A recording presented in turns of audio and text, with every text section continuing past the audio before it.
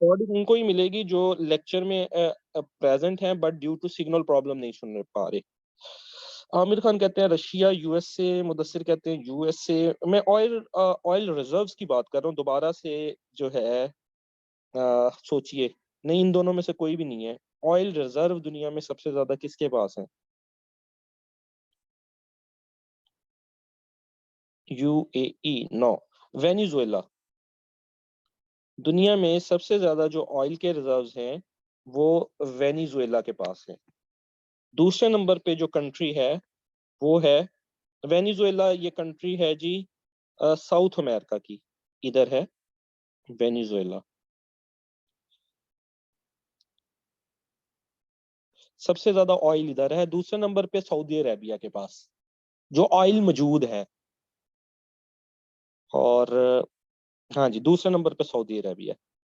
Middle east, लेकिन overall middle east की कंट्रियां जहां मैंने ये सर्कल लगाया दरमियान में, दुनिया का ऑलमोस्ट सेंटर बन जाता है। सऊदी अरेबिया मौजूद है यहाँ पे, यमन, ओमान, बहरीन, इन इन मुल्कों के पास ज्यादा ऑयल है। तो इन मुल्कों से ऑयल लेने के लिए जितने मुल्क हैं उनको तजारत करनी पड़ती है, तो वो इसी तरफ से घूम के ऐसे आएंगे ना, इस तरफ ही आएंगे। इधर वाली कंट्रीज भी ऐसे इस तरफ आएंगी, इधर वाली कंट्रीज भी इस तरफ आएंगी। यू घूम के सबको आना मिडल ईस्ट की कंट्रीज की तरफ है। इसलिए इंडियन ओशियन में जो बिजनेस है वो सबसे ज्यादा होता है। अच्छा, ऑयल की ही बात अगर हम कर लें तो दुनिया में सबसे ज्यादा प्रोडक्शन किसकी है ऑयल की? एक तो है कि मौजूद होना, एक है कि निकालना, उसको प्रोड्यूस करना। सबसे ज्यादा कौन प्रोड्यूस करता है दुनिया में जो है ऑयल?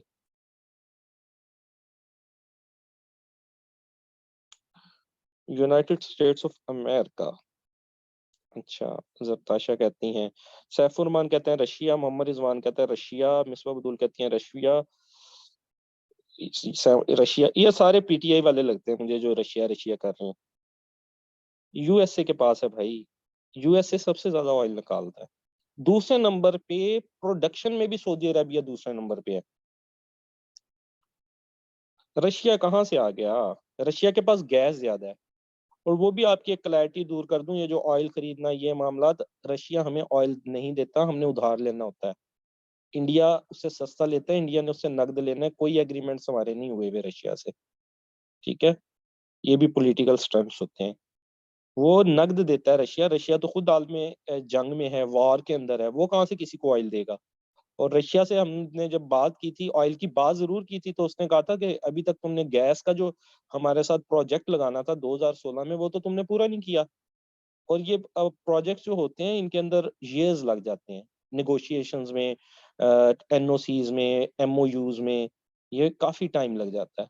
तो रशिया का स्ट्रेट फॉरवर्ड यही जवाब था कि भाई तुमने तो अभी तक 2016 के हमारे से गैस प्रोजेक्ट नहीं कंप्लीट किए। वो हमने अमेरिकन इन्फ्लुएंस में आके हम ईरान से नहीं कंप्लीट कर रहे गैस प्रोजेक्ट अपना, क्योंकि अमेरिका ने सैंक्शंस लगाई हुई हैं। तो ऑयल नहीं है रशिया के पास। रशिया के पास गैस के रिजर्व्स हैं ज्यादा। ऑयल की प्रोडक्शन सबसे ज्यादा यूएसए की है। दूसरे नंबर पे ऑयल की प्रोडक्शन सबसे ज्यादा सऊदी अरब की है। और इसी तरह रिजर्व्स में वेनेजुएला पहले नंबर पे और सऊदी अरबिया दूसरे नंबर पे। ये देखिए जी, इंडियन ओशियन, और जो मैंने आपको असाइनमेंट दी थी वो ये थी। मैं एक मौका और दे रहा हूँ असाइनमेंट के लिए आप लोगों को। मैं स्ट्रेट फॉरवर्ड आप लोगों को कह रहा हूँ, ठीक है? आप लोग सारे ही देखें, करीब हैं, मेरे स्टूडेंट हैं, ठीक है? कोई आप में से बहुत दूर से है, कोई ये मजबूरी कहे कि मैं जी फलां बलूचिस्तान से हूँ, सिग्नल नहीं है, ये है वो है, इसलिए मुझे ना निकालें। कोई के सर इस वजह से ना निकालें, मेरा पेपर था। कोई के ये, हर बंदे की अपनी मजबूरी है। बट जिसकी 3 डेलिक्वेंसीज हो गई उसको मैं ग्रुप से आउट कर दूंगा। पहले भी मैंने स्टूडेंट किए हैं, मैसेज आते नहीं है, मैंने दोबारा ऐड उनको नहीं किया, ना मैं करता हूँ। तो अब देखिए, दोबारा सुन लें असाइनमेंट क्या है। कॉपी पेस्ट नहीं करें, आप लिख के देंगे मुझे ये असाइनमेंट पेज के ऊपर। सिर्फ जवेरिया ने बनाई थी असाइनमेंट, उसकी कॉपी एग्जैक्ट रेप्लिका की आसिम ने, ठीक है? उसके अलावा जो है आमना ने और सैमा ने, इन ने बनाई थी, बाकी किसी ने वो असाइनमेंट नहीं बनाई। दोबारा सुनने, इंडियन ओशियन के इर्द गिर्द जितनी कंट्रीज हैं, India, Bangladesh, Myanmar, Thailand, Cambodia, Malaysia, Indonesia, Australia, Madagascar, Tanzania, Kenya, Somalia, Ethiopia, Yemen, Oman, Saudi Arabia, ये काफी सारी हैं, इनमें से एट लीस्ट 15 के आपने कॉलम बनाना है कंट्रीज के नाम, उनके प्राइम मिनिस्टर, प्रेसिडेंट्स के नाम, उनके अंदर अगर कोई समिट हुई है गुज़िश्ता 3 सालों में या होनी है उस कंट्री में। फॉर एग्जांपल इंडोनेशिया में G20 की समिट होनी है 2022 में, उसका आप लिखेंगे। अगर नहीं होनी तो उसको स्किप कर देंगे आप, अगर किसी कंट्री में कुछ होना ही नहीं उसका ना लिखें। इसी तरह स्पोर्ट्स इवेंट के हवाले से अगर वो कंट्री कुछ जीता है, ठीक है, फॉर एग्जाम्पल पाकिस्तान अगर ओलंपिक्स जो है कॉमनवेल्थ में जीता है जो है अरशद नदीम और नूर दस्तगीर भट्ट, उसका आप लिखेंगे। इंडिया अगर कोई जीता है कॉमनवेल्थ में या किसी में तो उसका आप लिखेंगे। इंडोनेशिया अगर कहीं जीता है तो वो आप लिख देंगे कि ये इस स्पोर्ट्स में जीते हैं या ये स्पोर्ट्स यहाँ होनी है। अगर वो नहीं जीते तो उसको आप स्किप कर देंगे। इसी तरह जो भी इंपॉर्टेंट इंफॉर्मेशन इन कंट्रीज की है, कोई आपको और एक दो लगे कॉलम्स बनाना तो आप वो भी ऐड कर सकते हैं। फॉर एग्जांपल करेंसी है इनकी, कैपिटल हो गया, करेंसी होगी, प्रेसिडेंट हो गए, प्राइम मिनिस्टर हो गए, तो ये आप दोबारा से मौका जिन्होंने नहीं बनाई वो कल तक मुझे बना के ये सेंड कर दें। अब जो है इधर की बात ये है, एक आपको कंसेप्ट समझाऊं कि ये एरिया इतना इम्पोर्टेंट क्यों है और हर कोई यहाँ पे मौजूद रहना क्यों चाहता है। 3 मेन मुल्क हैं जिनकी आपस में लड़ाई है यहाँ पे। एक तो चलें पहले छोटे लेवल की वॉर्स की बात करते हैं जो छोटे लेवल की हैं, फिर इंटरनेशनल लेवल की बात करेंगे। इंडिया और पाकिस्तान की वॉर है यहाँ पे। ये है इंडिया, यहाँ पे है पाकिस्तान, इनकी आपस में वॉर है। ये है सऊदी अरेबिया और ईरान की आपस में वॉर है, यहाँ पे ईरान है ऊपर, शिया सुन्नी कन्फ्लिक्ट की बेस पे। ठीक है, ये दो वार्स आ गई जो छोटे लेवल में अपने लेवल में है। इसमें इंटरनेशनल वो नहीं है स्टेक किसी का, इंटरनेशनली लोग इतने ज्यादा इन्वॉल्व नहीं है। सऊदीया वाले में तो है कुछ इस्लाम को डिवाइड करने के लिए। अब बात करते हैं इंटरनेशनल लेवल की। जो 3 मेन कंट्रीज यहाँ पे मौजूद हैं इधर जिन्होंने अपनी प्रेजेंस बनाई हुई है, और प्रेजेंस बनाना क्यों जरूरी है। Number 1 is China. चाइना यहाँ पे मौजूद है। चाइना को जो है 25% ऑफ एनर्जी, दुनिया की 25% एनर्जी को ये कंज्यूम करता है। और ये जितना प्रोडक्ट बनाता है इसकी आबादी दुनिया की तकरीबन 20% है। 1.4 अरब है, 8 अरब में से 1.4 अरब तो सिर्फ चाइना में रहते हैं। वो अपने प्रोडक्ट भी बनाते हैं और दूसरे मुल्कों को भी भेजते हैं, अपनी खुराक की जरूरियात भी पूरी करते हैं, दूसरी कंट्रीज को भी भेजते हैं। अब उनको ये सब कुछ करने के लिए अपनी फैक्ट्रियां, मिल्स, अपने सारा ट्रांसपोर्ट उसको चलाना है, उसके लिए एनर्जी की जरूरत है। वो एनर्जी उसको देनी है इस रीजन ने, इसलिए यहाँ पे आने के लिए चाइना को जरूरी है। चाइना इस समुंदर में आएगा पहले, साउथ एशियन सी, फिर इस तरफ आएगा, फिर इधर दरमियान से गुजरेगा इन दो मुल्कों के। जहां ये पतले से मुल्कों के दरमियान गुजर रहा है ये एक चोक पॉइंट है। अगर ये चोक पॉइंट बंद कर दिया जाए तो चाइना अपनी ट्रेड नहीं कर सकता, चाइना की ट्रेड बंद हो जाएगी। इस चोक पॉइंट का नाम है Malacca straight, straight of Malacca. ये है मलेशिया और इंडोनेशिया के दरमियान, मलेशिया, इंडोनेशिया और सिंगापुर के दरमियान 3 मुल्क इसको लगते हैं। अगर इन 3 मुल्कों में से कोई भी इसको बंद कर दे तो China, Saudi Arabia, Oman, Yemen इनसे ऑयल लेने नहीं आ सकता। इसलिए चाइना को जरूरत है कि वो इस समुंदर में डिफरेंट जगहों पे मौजूद रहे, कि कभी किसी लेवल पे आके अगर ये बंद करना चाहते हैं कोई मुल्क इसको, तो यहाँ इसकी मिलिट्री मौजूद हो, चाइना की डिफरेंट नेवी शिप्स इसकी मौजूद हो जो लड़ाई कर दें, इन पे धावा बोल दें। चाइना का ये है। अब इस सब का जब चाइना बड़ी तेजी से तरक्की कर रहा है, इस वक्त जो है दुनिया का सबसे पहले नंबर पे किसकी है इकॉनमी दुनिया में, इकॉनमी में दुनिया में पहले नंबर पे कौन है, साथ इकॉनमी भी बताइएगा। चाइना, चाइना नहीं, चाइना नहीं है। जताशा गफार, गुड। अमेरिका। अमेरिका इस वक्त दुनिया में इकोनॉमी में पहले नंबर पे है।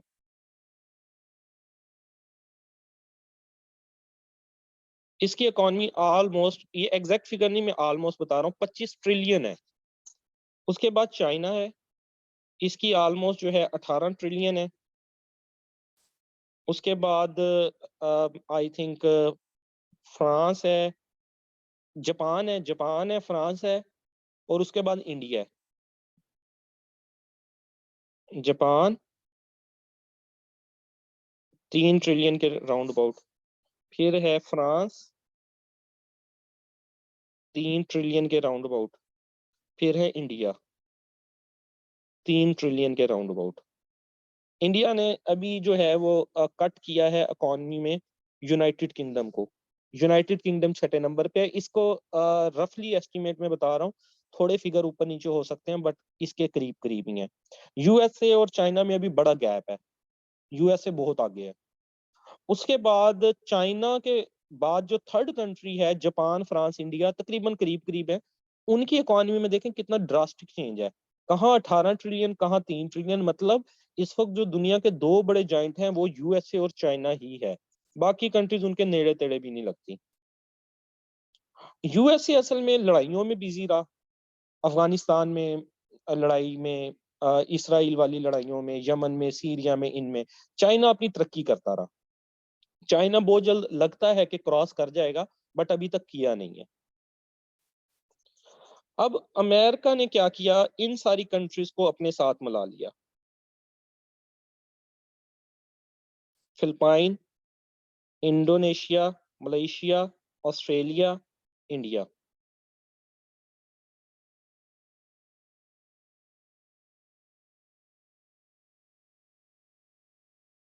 ताकि इसका रास्ता ही रोक दें, ये यहां से ऑयल लेने जा ही ना सके, यहां तक पहुंच ही ना सके जो इसका टारगेट है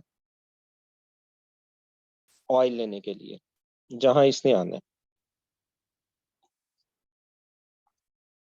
उसका एक आसान हल ये भी है, ये मलेशिया और इंडोनेशिया के दरमियान जो स्ट्रेट ऑफ मलाक्का है, इसको बंद कर दिया जाए।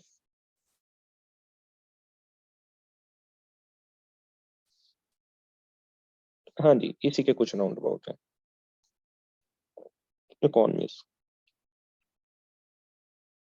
इस मामले को देखते हुए चाइना ने क्या किया है कि अपनी स्ट्रेटेजी ही चेंज कर दी।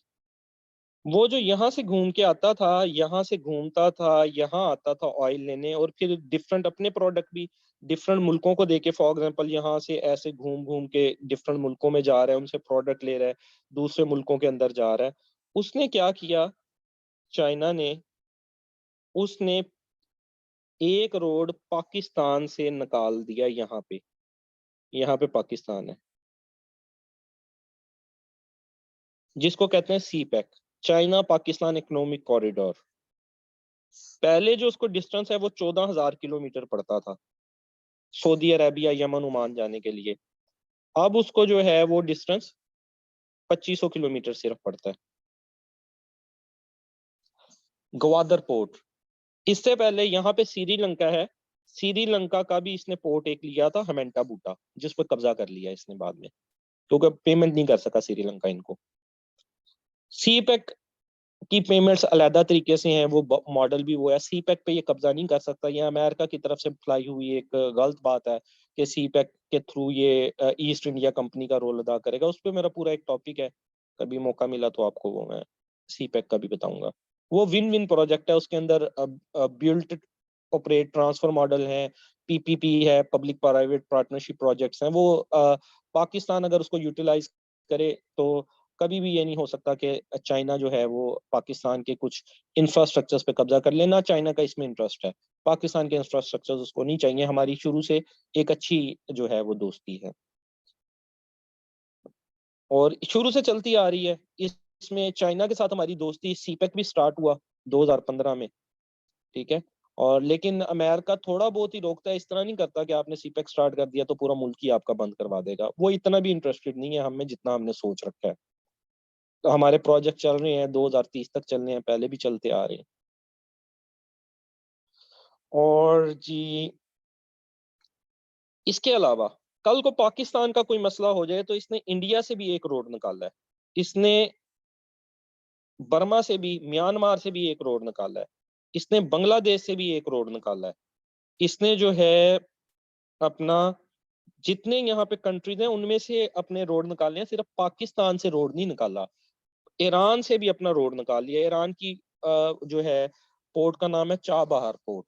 पहले वहां पे इंडिया था, इंडिया चाबहार पोर्ट को डेवलप कर रहा था, बट चाइना ने जो है ईरान का इंडिया से खत्म हो गया और पाकिस्तान बेनिफिशियरी बन गया, क्योंकि चाबहार पोर्ट और ग्वादर पोर्ट के दरमियान सिर्फ 75 किलोमीटर का फासला है। वो इंडिया बल्कि ईरान में अपनी मिलिट्री इंस्टॉलेशंस करना चाहता था ताकि ग्वादर पोर्ट पे नजर रखी जा सके, बट इनकी आपस में ही मामलात खराब हुए और ईरान जो है वो चाइना के साथ हो गया। तो पाकिस्तान को बेनिफिशियरी के तौर पे फायदा हो गया। अब फ्रेंडली कंट्रीज ही मौजूद है, चाबहार पोर्ट ईरान के पोर्ट पे और पाकिस्तान के पोर्ट पे भी।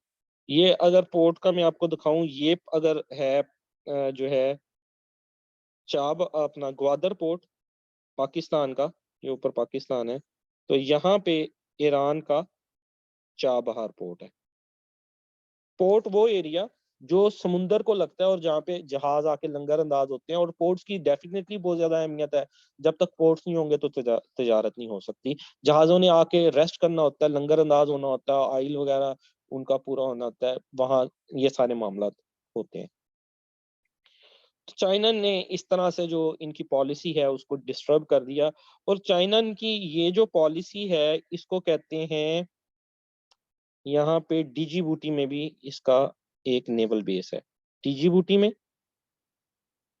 यहाँ पे पाकिस्तान में, ईरान में, इंडिया में, म्यांमार में, बांग्लादेश में, श्रीलंका में, इंडोनेशिया में। अब यहाँ चाइना है ऊपर यहाँ पे। तो अगर इसको हम इसके डॉट्स बना दें, कलेक्टिंग डॉट्स बना दें, तो ये एक ऐसा स्ट्रक्चर बन जाता है। ये स्ट्रक्चर कहलाता है string of pulse policy.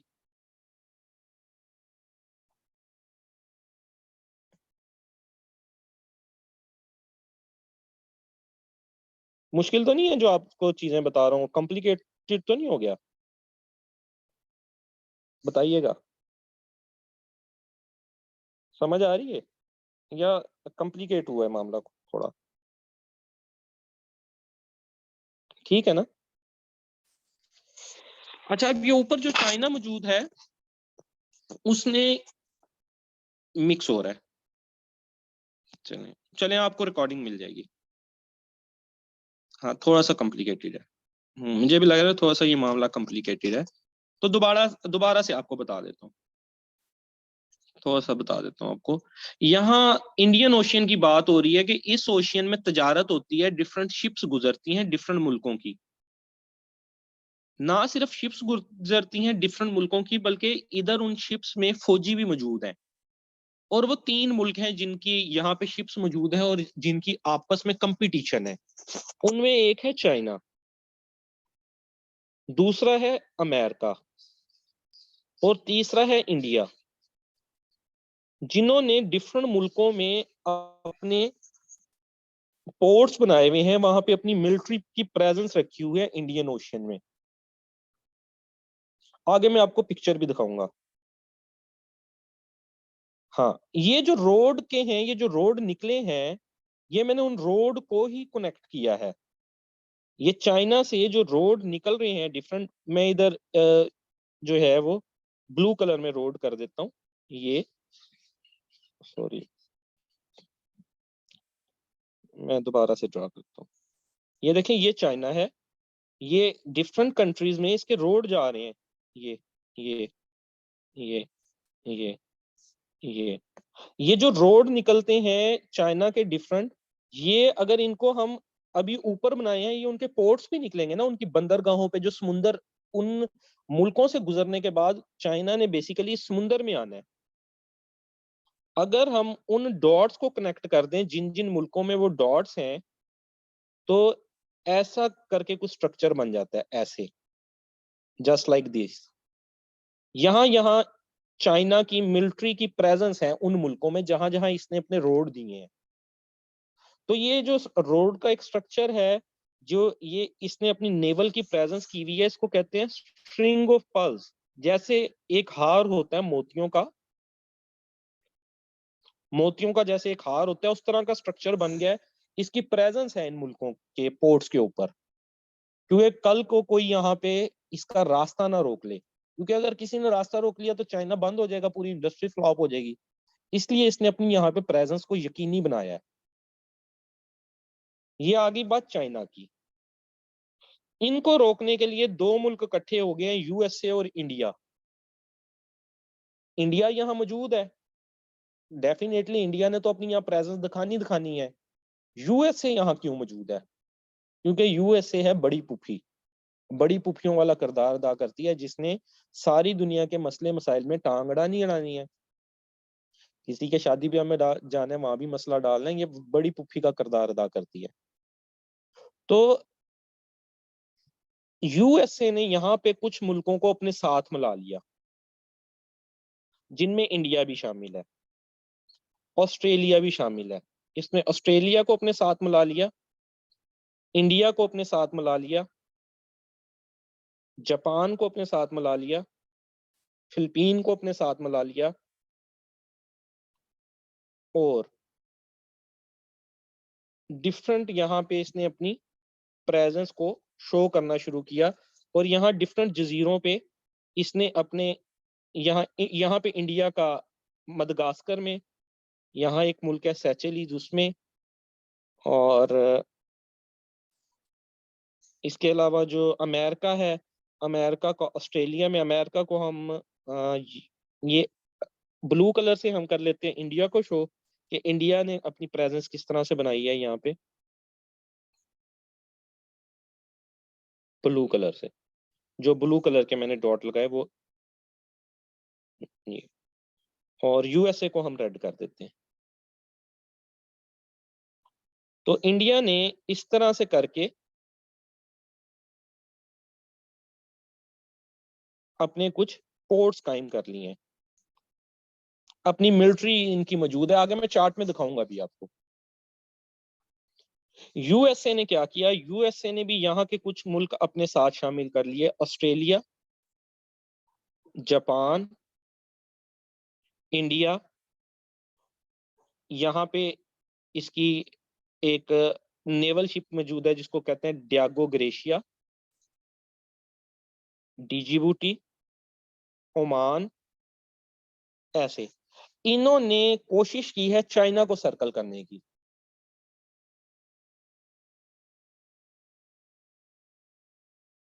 Diamond necklace इसको कहा जाता है।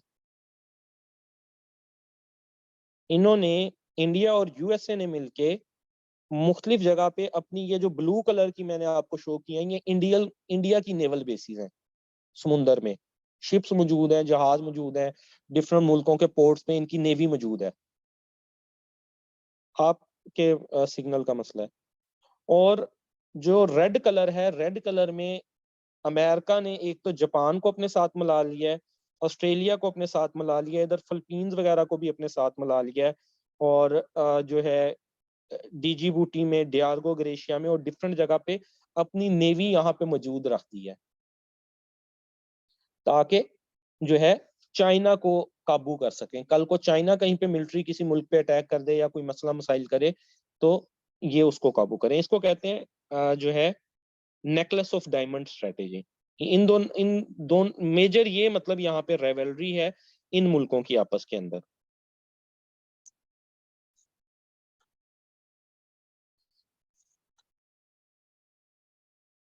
ये हमने देखा था लास्ट टाइम। अब क्यों मैटर करता है, देखिए दोबारा से हम उसी चीज को देखते हैं कि इंडियन ओशियन क्यों मैटर करता है। Half of the world arm conflicts are located here. दुनिया में जितने मसले मसाइल हैं, जो लड़ाइयाँ आपस में हो रही हैं, ज्यादा वो इंडियन ओशियन में है। सऊदी अरेबिया और ईरान की, चाइना और जो है वो यूएसए की, चाइना और इंडिया की। ठीक है, चाइना की लड़ाइयाँ काफी मुल्कों के साथ है, फिलीपीन के साथ है, थाईलैंड के साथ है, वियतनाम के साथ है। ठीक है, वो सारी भी लड़ाइयाँ यही मौजूद हैं। यहाँ पे कम्पिटेटिव राइज है चाइना और एशिया का। चाइना, यहाँ अगर कोई मुल्क उभर रहे हैं बड़ी मईशत के तौर पे यूएसए के बाद, तो वो चाइना और एशिया है। जो फ्रांस और दूसरा है अपना जापान, फ्रांस वो मौजूद है यूरोप के अंदर। यहाँ पे अगर कोई कम्पिटेटिव एक दूसरे को टफ टाइम देते हैं, वैसे तो कोई मुकाबला नहीं है चाइना और इंडिया का, चाइना बहुत ऊपर है इंडिया से। बट यहाँ पे इंडिया को बैकअप कर रहा है अमेरिका, अमेरिका के कैंप के अंदर है इंडिया। इंडिया अमेरिका के कैंप में भी है और इंडिपेंडेंट भी खेलता है, वो रशिया से भी सब कुछ लेता है क्योंकि वो उधार नहीं लेते ना। उनका जयशंकर से इंटरव्यू के अंदर उन्होंने कहा था कि आप रशिया से ऑयल खरीद रहे हैं, ये तो आप जो है वो डिफेंस, उनका मिनिस्टर जो है, आप जो है वो आर्म कन्फ्लिक्ट को, रशिया और यूक्रेन की वार को फ्यूल कर रहे हैं। बड़ा अच्छा उसका इंटरव्यू था। उसने कहा आप लोगों को ये क्यों लगता है, आप जो है वेस्टर्न कंट्रीज को, कि जो आपका मसला है वो सारी दुनिया का मसला है। उसने कहा ये मसला जो है सिर्फ रशिया और यूक्रेन का है या अमेरिका का है, हमारा तो ये मसला नहीं है।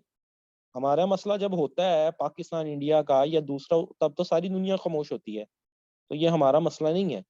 फिर उसने सेकंड जवाब दिया कि इंडिया अगर लेता है जो गैस और पेट्रोल रशिया से, तो आप लोगों को इस चीज की तकलीफ होती है। बट सारा यूरोप, जर्मनी, पोलैंड, वो सारे रशिया से गैस ले रहे हैं क्योंकि यूरोप चलता ही रशियन गैस के ऊपर है। तो क्या वो फ्यूल अप नहीं कर रहे वार को? तो उसने बड़े अच्छे, आप इंटरव्यू देखिएगा यूट्यूब पे पड़ा है, जयशंकर, तो बड़ा जबरदस्त उसने उनको जवाब दिए कि ये हमारे मसले मसाइल नहीं है, आप जो समझ लेते हैं कि दुनिया में जितने मसले, बट उनकी पॉलिसी, अमेरिका के साथ भी वो बिजनेस कर रहे हैं, रशिया के साथ भी कर रहे हैं, कोई प्रॉब्लम नहीं है। वो दोनों के साथ, जस्ट लाइक पाकिस्तान चाइना के साथ भी ट्रेड करता है, पाकिस्तान अमेरिका के साथ भी करता है। ये बहुत बड़े इश्यूज नहीं होते, आप कर सकते हैं डिफरेंट जो है वो ट्रेड। हाँ, जब वार होती है, कोई फुल फ्लेज वार होती है, तो आपको तब किसी एक साइड पे जाना पड़ता है। और वार जब जब हुई है, पाकिस्तान अमेरिकन साइड पे रहा है, जो ओल्ड वार्स हुई हैं। अब तो इस वक्त तो कोई वार नहीं है, मतलब जो डायरेक्टली अमेरिका की हो जिसमें पाकिस्तान ने साथ देना हो, डायरेक्ट पाकिस्तान जिसमें अपनी फौज को भेजे, ऐसी कोई वार नहीं है फिलहाल। फिर इधर एक न्यूक्लियर राइवलरी मौजूद है, इंडो पाक, पाकिस्तान और इंडिया की, दोनों न्यूक्लियर पावर है। और ये भी इंडियन ओशियन का मामला है। इसके अलावा यूएस यहाँ क्यों इन्वॉल्व है? यूएस देखिए अफगानिस्तान में आया था तालिबान के खिलाफ, मिडल ईस्ट के अंदर जो कंट्रीज हैं, सीरिया है, यमन है, वहां भी डिफरेंट लड़ाइयां जा रही हैं, उनमें भी जो यूएस है उसका एक मेन रोल है। इसराइल भी जो है वो मिडल ईस्ट के अंदर मौजूद है, ये सऊदी अरेबिया के साथ करके जॉर्डन के पास। तो वो भी, अमेरिका ने डिफरेंट मुल्कों में अपनी एक हेजेमनी जो है, अपनी एक पुप्पो का जो रोल है वो अदा करना ही करना है। उसने यहाँ पे डिफरेंट मुल्कों में पंगे लेने हैं, वरना उसको बड़ा कौन कहेगा।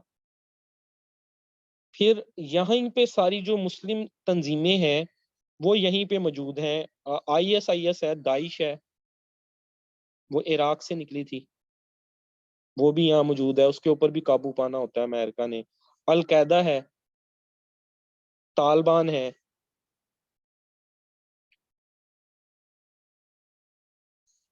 तालिबान है,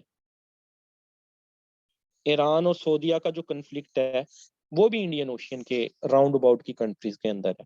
तो यहाँ पे काफी सारी दुनिया के जो कन्फ्लिक्ट है वो एशियन कंट्रीज के अंदर ज्यादा है, जो कि अमेरिकन फ्यूल्ड है, वेस्टर्न कंट्रीज में कम है। वेस्टर्न कंट्रीज की जब होती है फुल फ्लेज वार ही होती है, वर्ल्ड वार वन होगी, वर्ल्ड वार टू हो गई।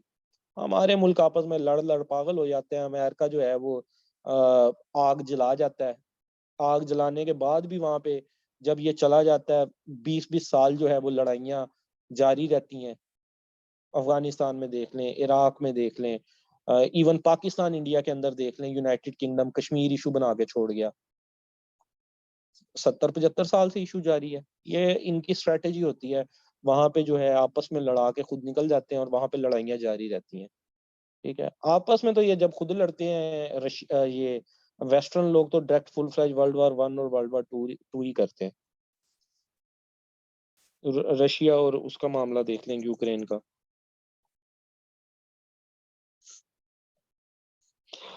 अब China coming vertically in Indian ocean, China जो है वो इंडियन ओशियन में वर्टिकली आ रहा है।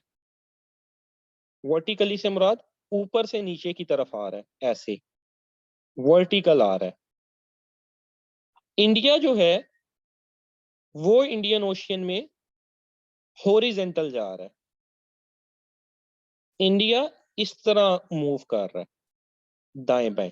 इंडिया ने चाइना ने ऊपर से नीचे की तरफ आना है क्योंकि इसको मिडल ईस्ट का ऑयल चाहिए, और इंडिया अपनी एक्सपेंशन दाएं बाएं की तरफ कर रहा है। बांग्लादेश, म्यांमार, जापान इस तरफ, और इस तरफ अगर चले जाएं तो मिडल ईस्ट के ममालिक। आपने देखा वो मोदी गया था अपना यूएई, सऊदी अरब, और उसको वहां पे डिफरेंट किस्म के तमगे वगैरह दिए गए। तो इंडिया जो है वो अपने दाएं बाएं की तरफ मूव कर रहा है, मिडल ईस्ट की तरफ, जापान और ऑस्ट्रेलिया वाली तरफ, और चाइना ऊपर से नीचे की तरफ आने की कोशिश कर रहा है।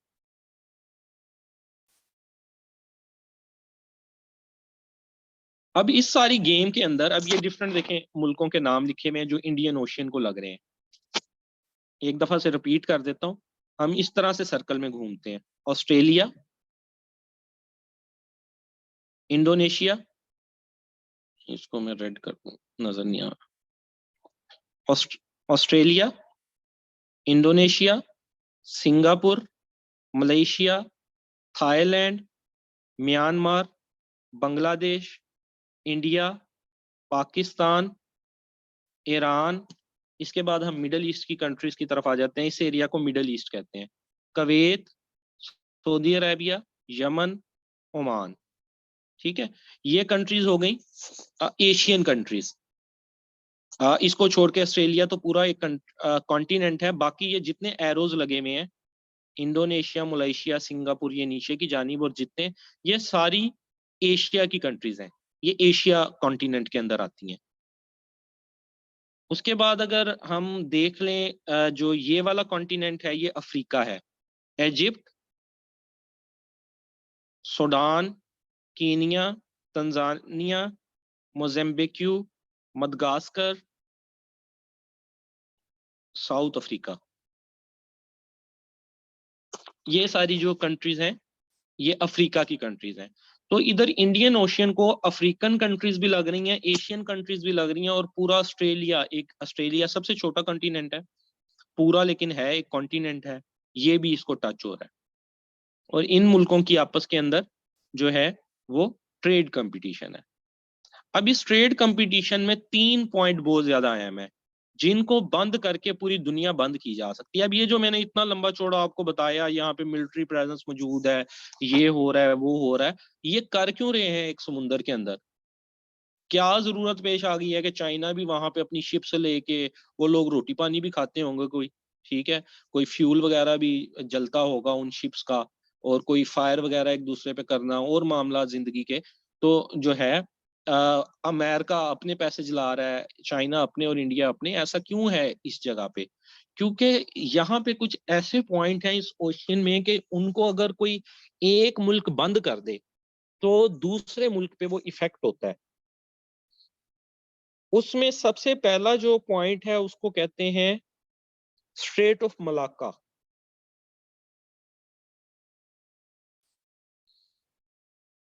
सॉरी,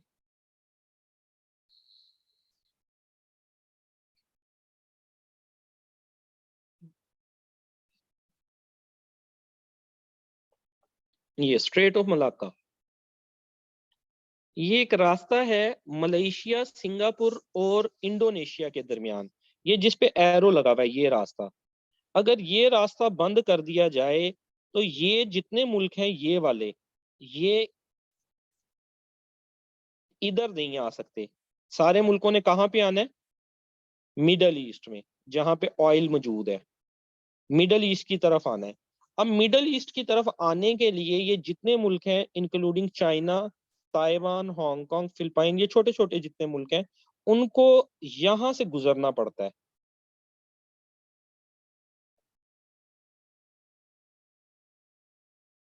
इस पॉइंट से, इस पॉइंट से, इन मुल्कों के दरमियान से, ऐसे। अगर ये 3 मुल्कों के दरमियान की जगह है, इसमें आता है सिंगापुर, मलेशिया और इंडोनेशिया। ये इन तीनों मुल्कों की मलकियत है ये रास्ता, ये इसको बंद कर सकते हैं। सिंगापुर, मलेशिया और इंडोनेशिया। और ये जो बारीक सा रास्ता है, जो बारीक सा रास्ता होता है जिसको बंद किया जा सके, उसको चौक पॉइंट या स्ट्रेट कहते हैं। अगर ये बंद हो जाए तो चाइना का रास्ता रुक जाता है। खैर चाइना ने तो अलहदा स्ट्रेटेजी अपना ली, उसने अपने रास्ते डायरेक्ट ही निकाल लिए। आप लोगों को पता है चाइना ने क्या किया, उसने कहा इन सारी खपखानियों से बचो, यहीं से अपने रास्ते इन मुल्कों के दरमियान से, पाकिस्तान से, ईरान से निकाल लो मिडल ईस्ट की तरफ जाने के लिए। लेकिन बाकी सारे मुल्कों के लिए स्टिल ये मसला है। और जाहिर बात है चाइना हर वक्त तो ये नहीं रास्ते यूज करता, बांग्लादेश, इंडिया, पाकिस्तान वाले, उसने ऑस्ट्रेलिया से भी ट्रेड करनी है कुछ ना कुछ, कुछ जो है बाकी मुल्कों से भी करनी है, फिलिपाइन वगैरह से, वियतनाम से, चाहे आपस में जंग है थोड़ी बहुत ट्रेड तो होती है, तो उसको इन रास्तों का इस्तेमाल करना पड़ता है। इसलिए स्ट्रेट ऑफ मलाक्का पे नजर रखने के लिए कि कोई इसको बंद ना कर दे, यहाँ पे मिलिट्री प्रेजेंस की जरूरत है।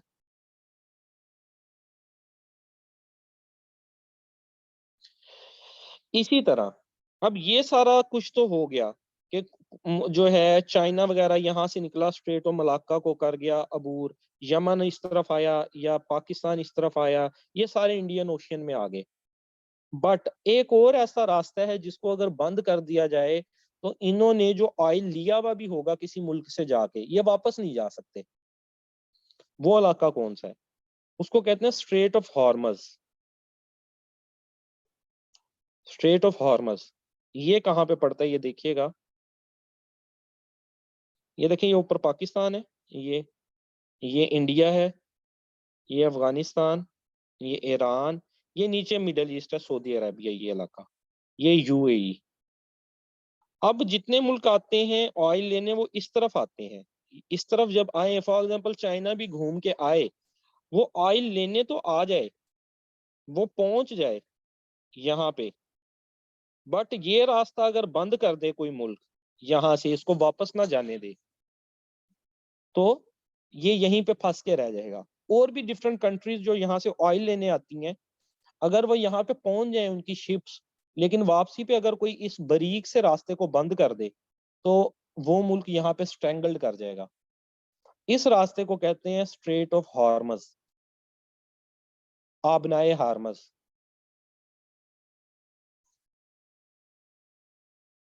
अब इस आबनाए हार्मज को कंट्रोल करने के लिए डिफरेंट कंट्रीज ने इर्द गिर्द के मुल्कों में अपने मिलिट्री की शिप्स बिठा दी हैं कि अगर कोई country, Iran for example, Iran और चाइना की इस वक्त अच्छी है।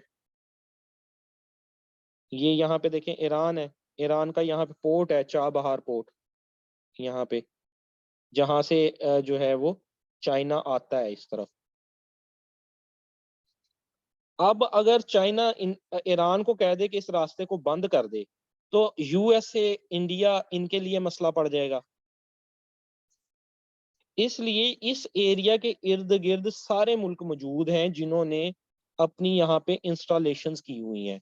इंडिया ने भी की हुई हैं, अमेरिका ने भी की हुई हैं, और चाइना ने भी की हुई हैं। एक दूसरे पे नजर रखी हुई है कि कोई इस रास्ते को बंद ना करते।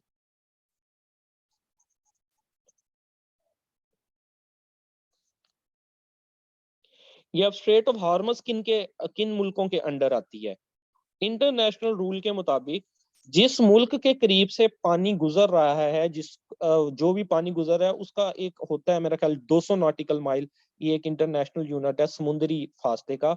जिस मुल्क के करीब से, फॉर एग्जांपल ये ईरान है, इसके 200 नॉटिकल माइल तक का पानी इसके अंडर आएगा। उधर से कोई शिप गुजरेगी, ईरान उसका टैक्स लेगा।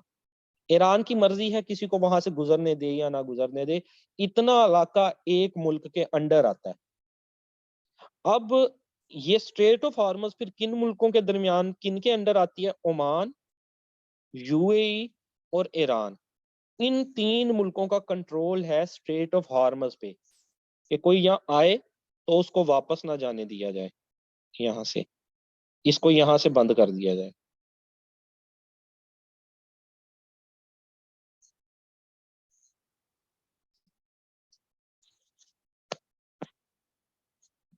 यहाँ तो कोई बात, कुछ पूछना हो आप लोगों ने?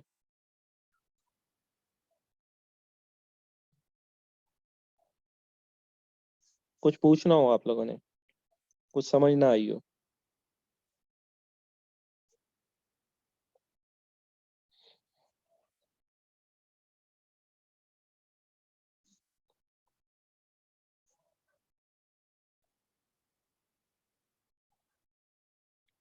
अब इसी तरह एक और रास्ता है इस समुंदर में जिसको बंद करके कुछ मुल्क दूसरे, नहीं थोड़ा सा रह गया, 10 मिनट का ही रह गया, इस लेक्चर को कंप्लीट कर लें। तीसरा रास्ता एक मैं आपको बता दूं, जिसको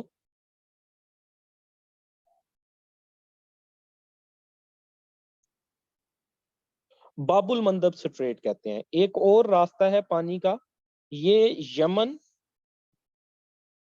डिजिबूटी और एरिटेरिया के दरमियान आता है। ये मुल्क अब कहाँ पे हैं? ये रास्ता है, ये नीचे अफ्रीका का कॉन्टिनेंट है, अफ्रीका, ऊपर एशिया का कॉन्टिनेंट है। इनके दरमियान एक रास्ता आता है यमन, ये ऊपर यमन आ गया, यहाँ पे जो है डिजिबूटी, एरिटेरिया, इनके दरमियान वाले रास्ते को अगर बंद कर दिया जाए, इस रास्ते को,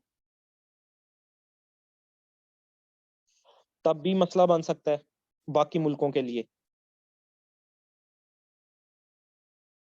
इसको कहते हैं बाबुल मंदब स्ट्रेट।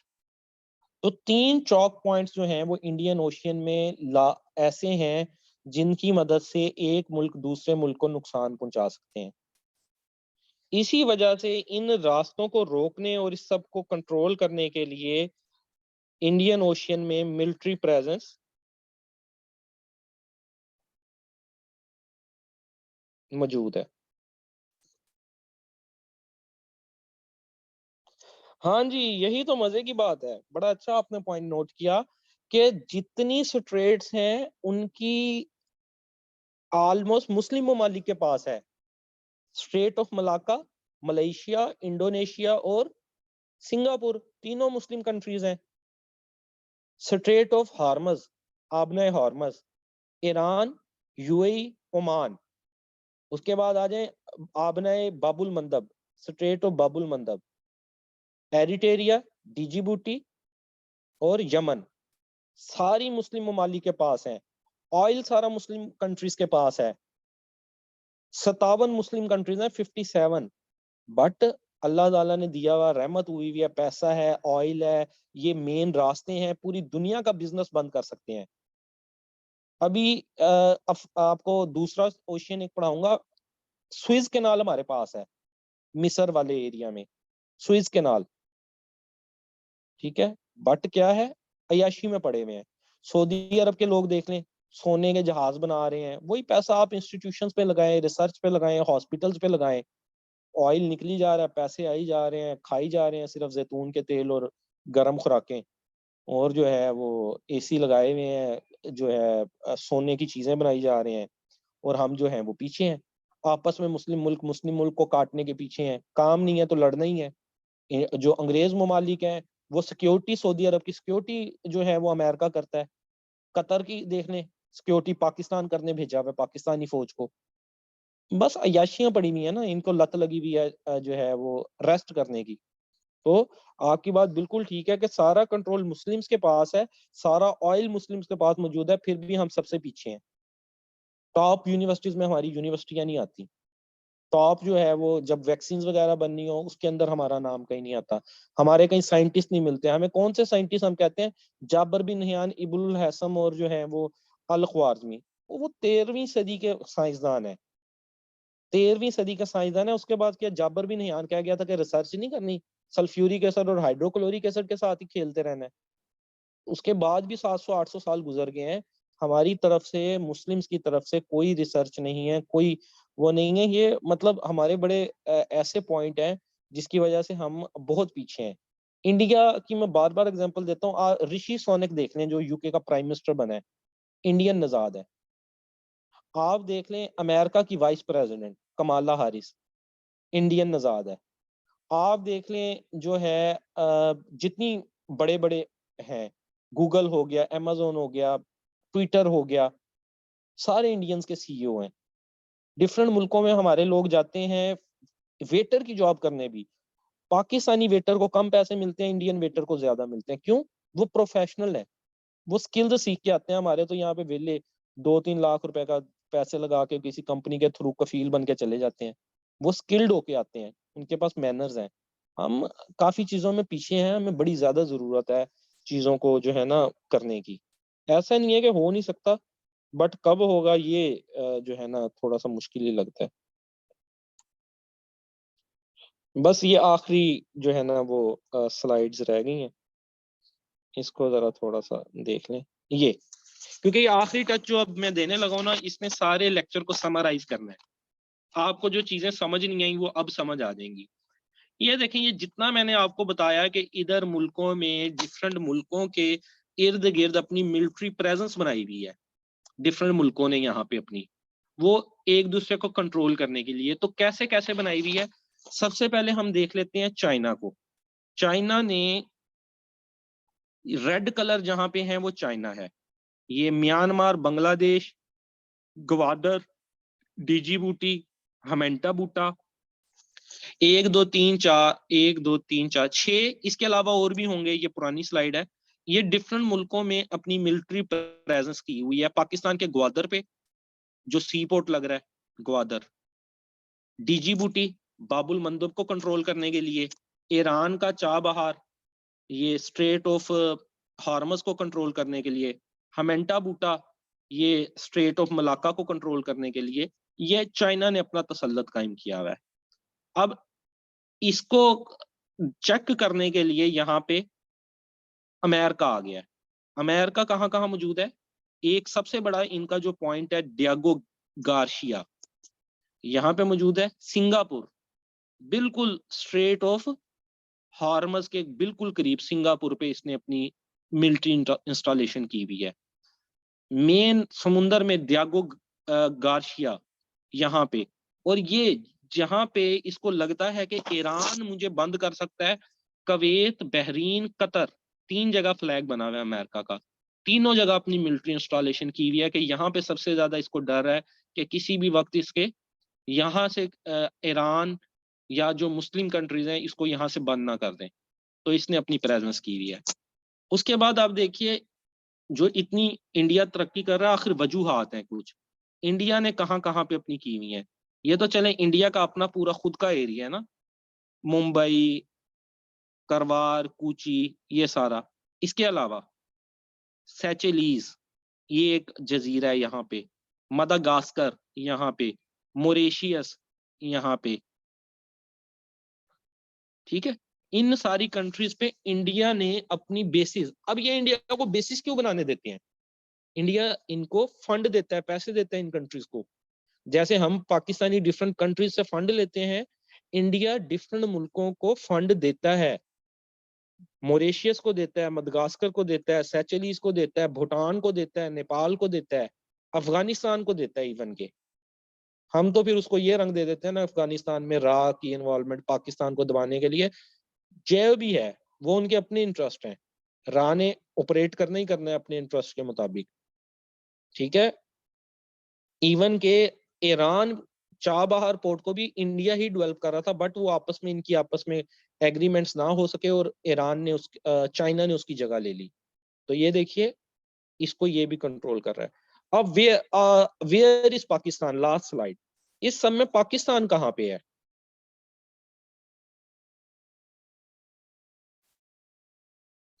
पाकिस्तान सिर्फ अपनी ही सी पोर्ट्स को कंट्रोल कर ले तो बड़े एहसान की बात है। पाकिस्तान अपने ही सी पोर्ट्स को कंट्रोल कर ले तो वो ही बहुत बड़ी बात है। हमसे अपने सी पोर्ट्स ही कंट्रोल नहीं हो रहे। हमारी किसी और मुल्क में सी पोर्ट नहीं है, किसी और मुल्क में हमारी कोई बंदरगाह नहीं है, कोई मिलिट्री प्रेजेंस नहीं है कि हमारा कोई रोल हो चेक एंड बैलेंस रखने में किसी के ऊपर। हमारी अपनी कौन कौन सी पोर्ट्स हैं with in Pakistan? Port of Karachi. ये कौन कहता है ना, ये किसने कहा है कि टॉप पे है? Who says that?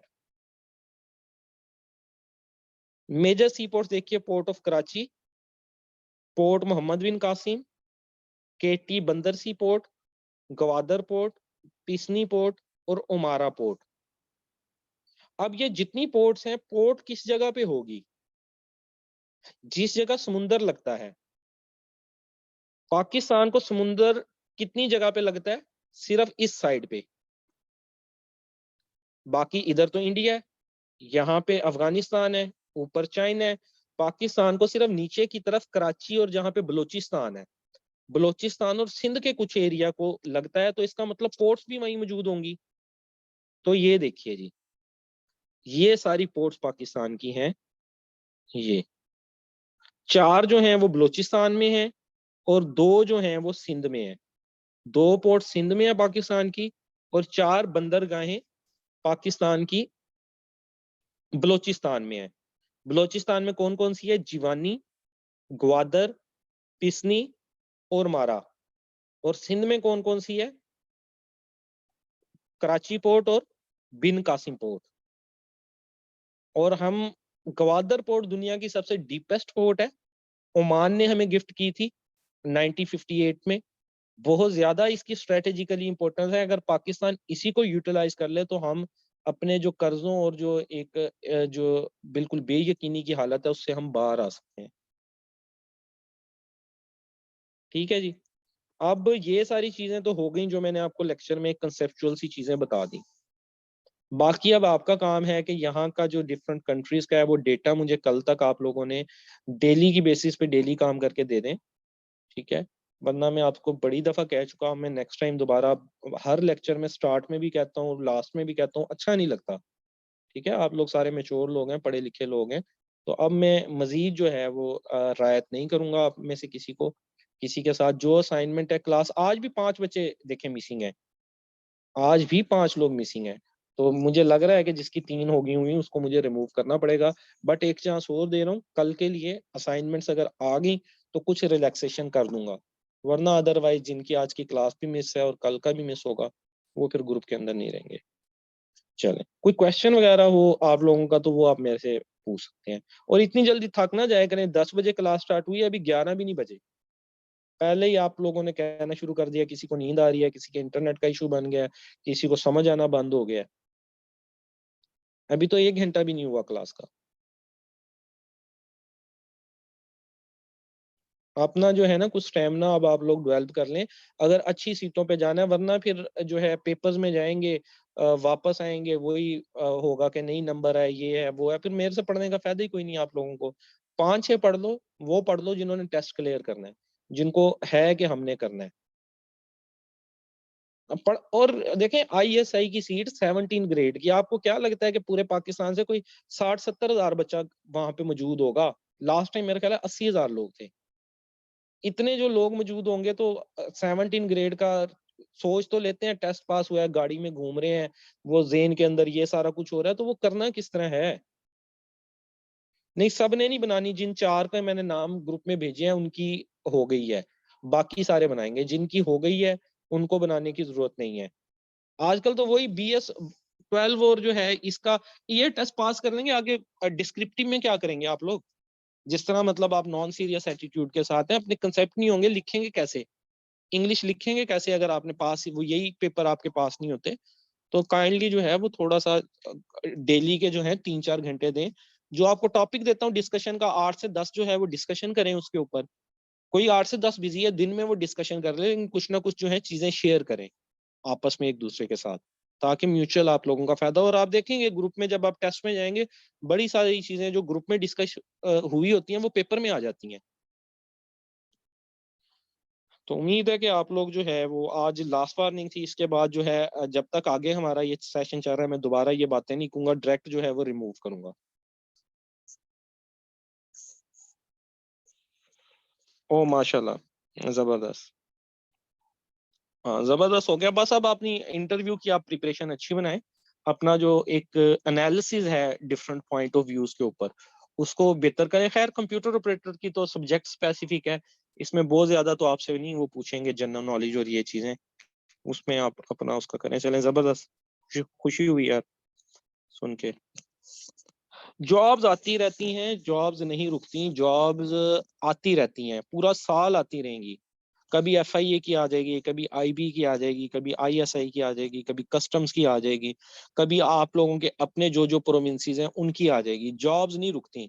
रुकती क्या चीज़ है? हम लोगों की तैयारी, हमारी प्रिपरेशन नहीं होती। चलें, अच्छी बात है, जबरदस्त।